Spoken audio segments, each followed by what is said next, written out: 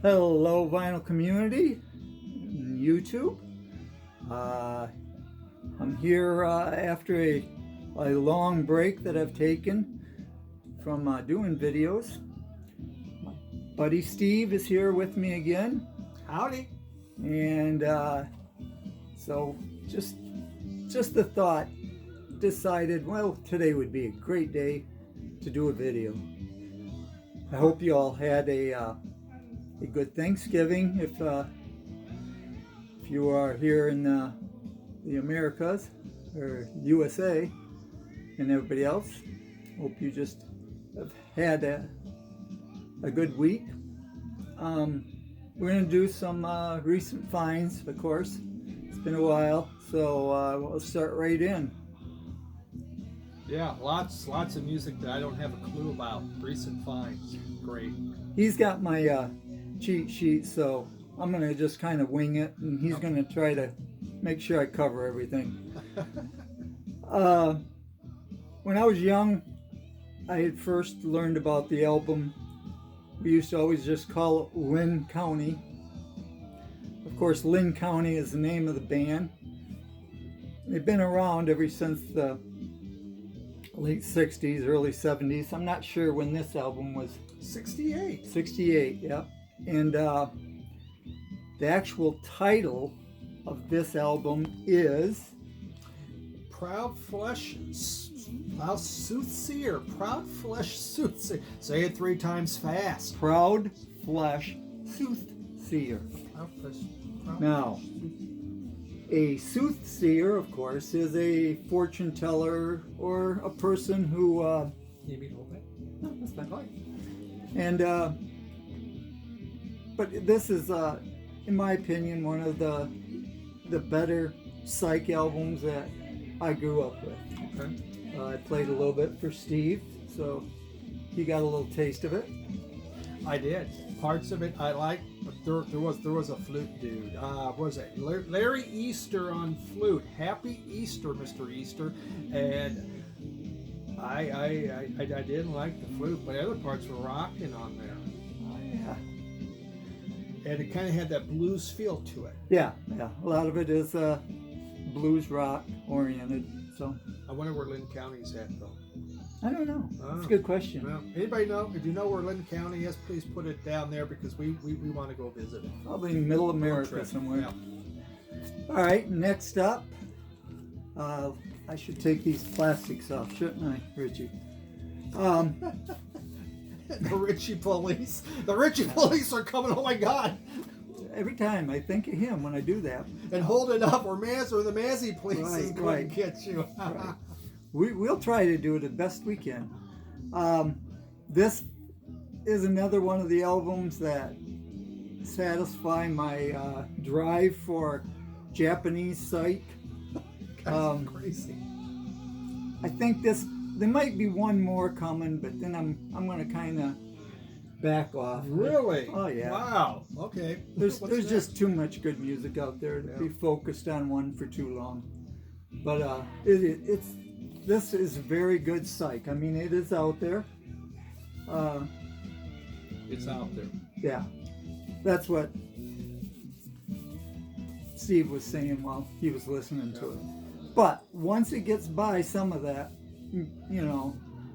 sound effects, backtracking, then it sounds pretty good. That's from 1971, right? Which is kind of, we were talking about that, just all this Japanese psych stuff from the late 60s to the 70s, and, how they were taking the Western influences. And it was really interesting. That was crazy, this stuff. That was the period for psych music. Boy, that was when it was really popular. Everybody thought that they had to, at least add a little bit of that to the Beatles, added a little bit to it, Stones, added a little bit to their music, so everybody was. Have you gotten into Turkish psych yet? There is a lot out there. Yeah, there is a lot out there. Turkish psych next. Don't you agree? That's where Bill needs to go. I have Churchill's, so That's Israeli though. We gotta Yeah. go Turkey. That's close. Yeah. I'm in the right part of the world. You're in the right part. You're in the Middle East. All right. Now, this part of the world I know well. This is blues rock from the UK. This is Fleetwood Mac in the beginning. This is Peter Green. And this is a pretty good album. Yeah. It's everything you want from Peter Green. Beautiful guitar solos, and he sings a lot. And his voice is not that bad. It's pretty good. It sounds a lot like Clapton. Okay. Eric Clapton. I mean, their voices got a little bit, and their playing sounds a little bit alike. He looks very clean cut on the back there. Yeah. The back picture. Look at that. Look, he looks like a nice young man. So it's his fourth album, right? His fourth studio album. Yeah, I believe so. Yes. All right. What you going to do is the name of that sucker. What you gonna do? What you're going to do. Yep. Very good. All right, keeping moving. Yeah. This is the one. He's moving. It's not like one of mine. This We'll is just stay forever. this is one we're listening to right now in the background. Now we got it turned down pretty good. Josephus. Me and Steve, I've got him involved into. And now, if he keeps following me, he will probably look up this one because I he will. said he likes it. Yeah. This was one that they did in 1990, so they got back together. You can tell that they're a little bit more mature there. And yet, you listen to it, and it sounds good. It's still hard rock. Now wait a minute. Hold on. Give me the. Now, does that look like the first drummer? I think not. She's from Les Zeppelin. You're right. Les Zeppelin, because the drummer hung himself. Oh man. Yes. Wow. The first drummer did. Yeah. Indeed. Yeah. The bass players blow up and the drummers hang themselves. It's rock and roll, baby. So Yeah. Les Zeppelin. Okay. I don't know why people can be so depressed with all that fame and fortune. Yeah. Just they want more. The record companies, maybe they got all the money. Okay, next we're going to move into a realm that, is controversial in some aspects. It comes in a simple black box, and we're talking about Pink Floyd bootleg called Crackers. Now, this is one that is quite popular. It's been around for a long time, back in the early bootlegging days. This consists of 3 LPs, which is another thing that early bootlegs didn't do. They usually stuck to a 2-album format, but yeah, crystal clean albums, all of it. So, it sounds like a bootleg. Is the music more focused on the dark side, or are they doing some of that early stuff, astronomy domain echoes and all that? There's they do a complete saucers. Okay. What is it? Yeah, saucer full of secrets. Saucer full of secrets. They do that. Echoes. They do all that. Very nice. Yeah. I've seen this out there. I've heard about this as one of the bootlegs, popular ones, but first time seeing one in real life. It's nice to have it. So I'll listen to it on occasion. But I have so much Pink Floyd, of course.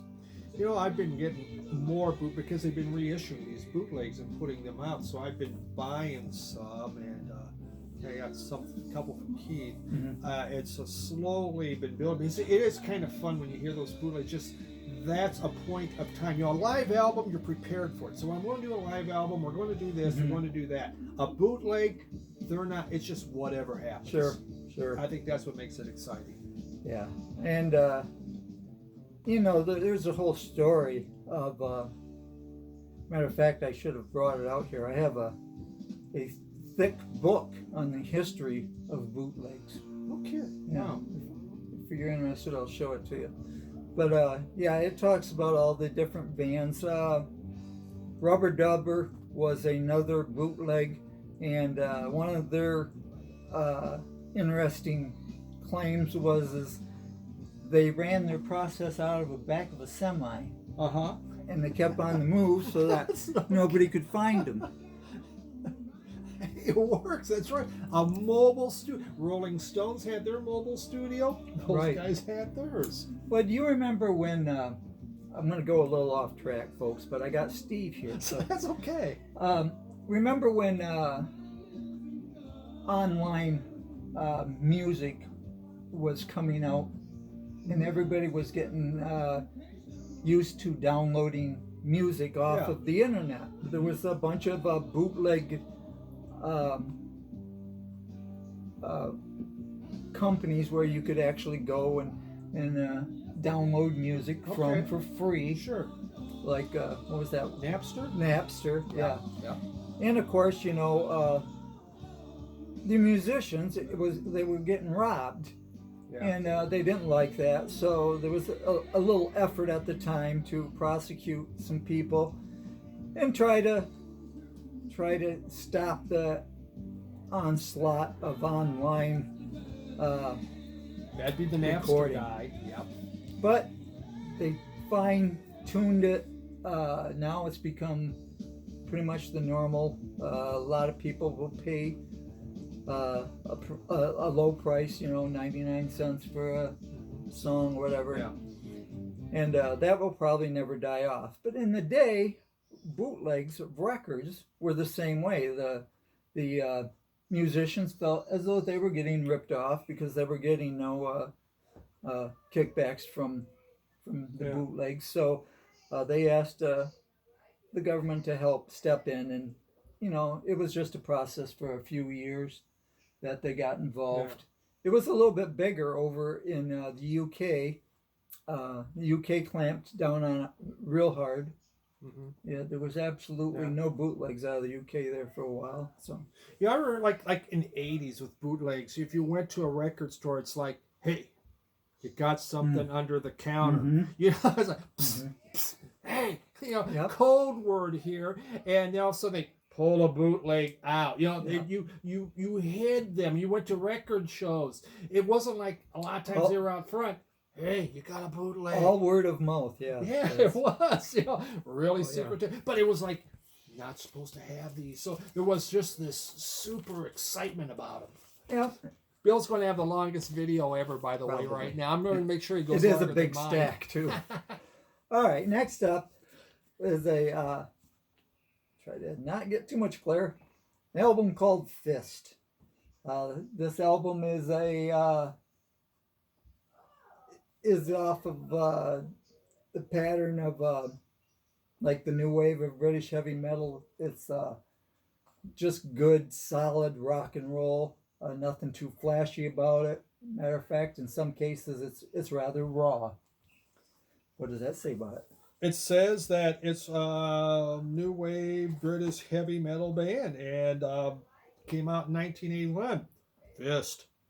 I don't remember dates as well. That's one of the good reasons to write them down. Yeah, but there was a time when we did. Yeah. But now, at least, you know, it's the anniversary or birthday. I don't remember those dates. Yeah. If I don't write down all those dates, I get in trouble. Yep. Here we have 2 copies of Rush Icon. When you can have 2. One is Walmart exclusive on red vinyl. The other one is a Canadian pressing on a splattered vinyl. The Canadian pressing sounds much better, according to popular consensus, and it costs a little bit more, but it cost me absolutely nothing because my good friend Joe Pesci from he's from Michigan, but he bought them from Canada, and he is a big Rush fan, the biggest. I think I've talked about him before. I know my Rush videos got got kicked off of YouTube and No, went really? into nowhere land. Huh. But yeah, those are like greatest hits, Okay, yeah. and very nice. I surely appreciate Joe. He also sent uh, a VCLT to Radio Wasteland, our record store that Steve and I both go to. We call it our record store. Yep. Jim is such a good friend, close friend, and he has a new site on YouTube. So I would appreciate it if you would just at least go there, look it up.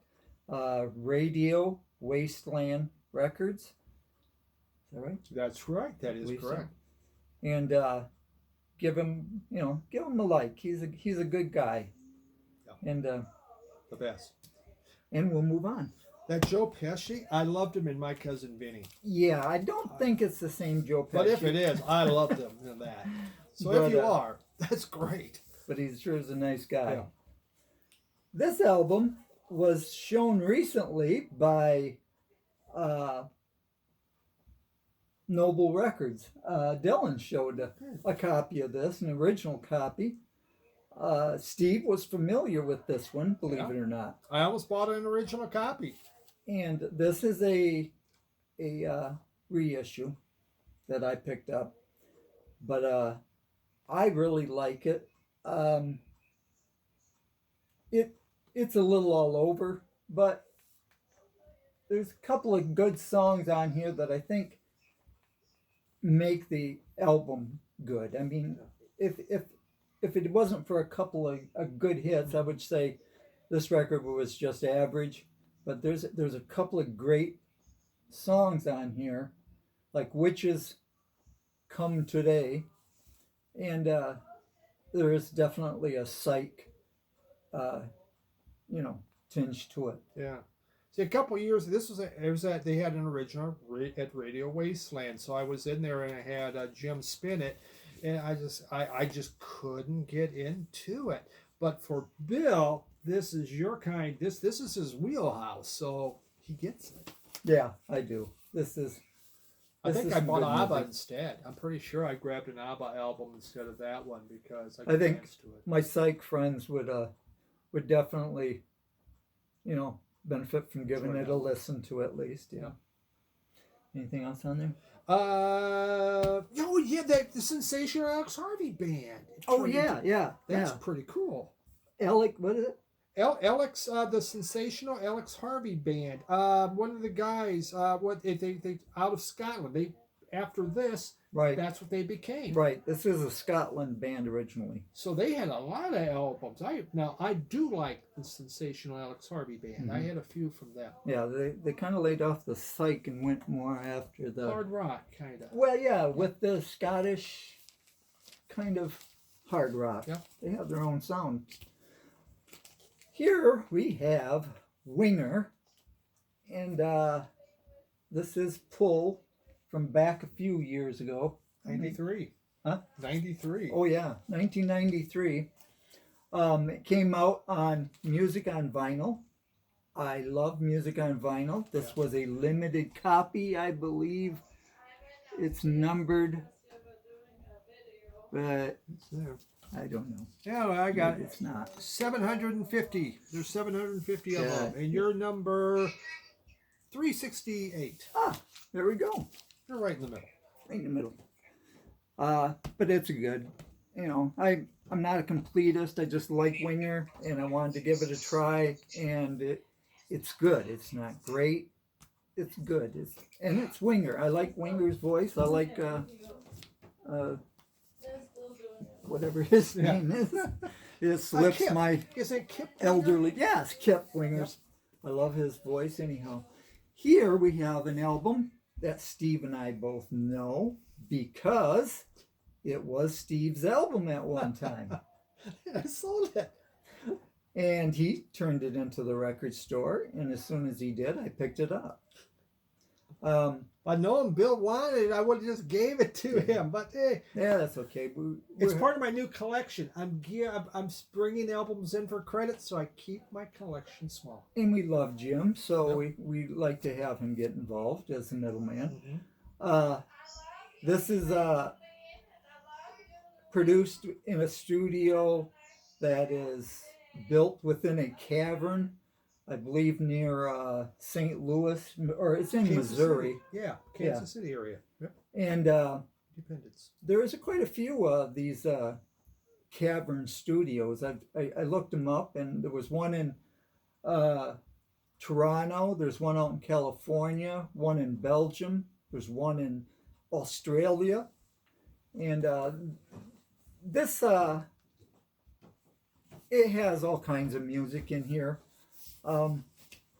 Just a big variety. Yeah. And but it has some really good songs. There's one from Bulbulous Creations, and most of my psych friends will know Bulbulous Creations. It's the one with the bright red front cover on it, and it plays a good song from them. Yeah. But, James Brown, there's James Brown's song on there. Right. James Brown went down to the cavern. There was quite a few groups that actually recorded there, along with a few religious groups and a few, just like I said, it was a whole bunch from all over. I liked it, but I just have to weed down, so that was when I weeded.